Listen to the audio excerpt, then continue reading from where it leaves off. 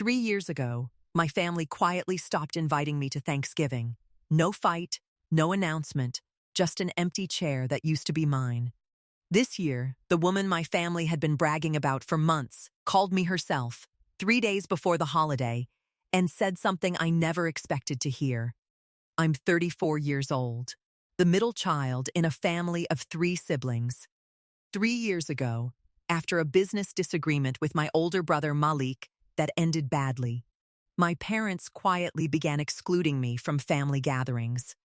Nothing dramatic, no formal falling out. Just a slow fade, smaller guest lists. Oh, we didn't think you'd want to come. Until eventually, I stopped being invited altogether.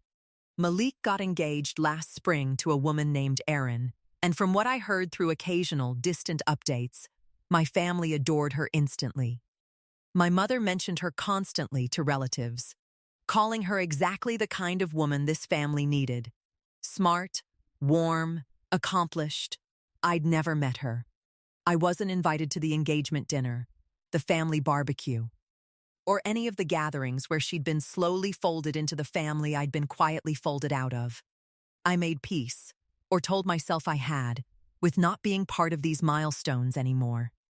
It still stung in quiet moments, seeing photos online of a Thanksgiving table I used to sit at, now filled with a woman I'd never spoken to, sitting exactly where my chair used to be. 3 days before this year's Thanksgiving, my phone rang with a number I didn't recognize. I almost didn't answer it. When I did, a woman's voice introduced herself as Erin, Malik's fiancée. I braced myself for an awkward, obligatory call, maybe a polite invitation extended out of guilt. Instead, her first words were, "I need to ask you something, and I need you to be honest with me." Erin explained that over the past few months, small inconsistencies in the family's stories about what happened between me and Malik had started bothering her. Different relatives told slightly different versions. My parents changed details depending on who was asking. She said she'd finally asked Malik directly for the full story, and his answer felt incomplete in a way she couldn't quite name. She'd spent the last week quietly piecing together the actual timeline herself, old emails Malik had forwarded her, without realizing what they revealed. A conversation with our aunt, who still spoke to me occasionally. And finally, she said, her own instinct, that something about the family's version simply didn't add up. "I'm marrying into this family," she said.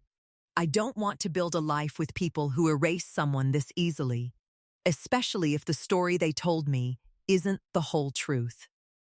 I told her everything, honestly, from my side, the business disagreement, the slow exclusion that followed, 3 years of empty chairs and quiet distance I'd stopped trying to explain to anyone.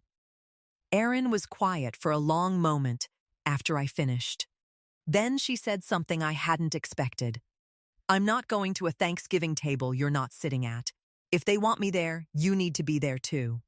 She called my mother that same evening, and according to Erin, the conversation was tense.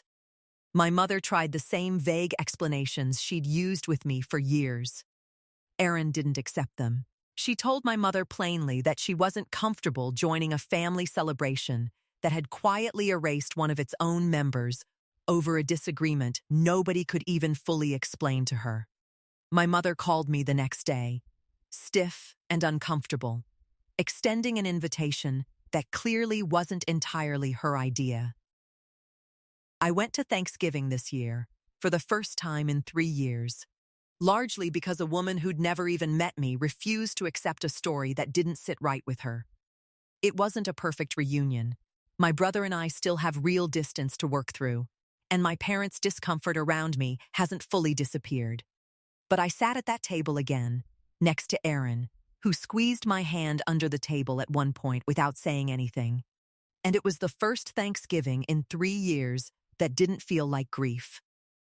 If you've ever been quietly erased by people who were supposed to choose you first, I hope someone shows up in your life the way Erin showed up in mine, someone willing to ask the harder question instead of accepting the easier silence. If this story moved you, let me know in the comments. and subscribe for more stories like this one.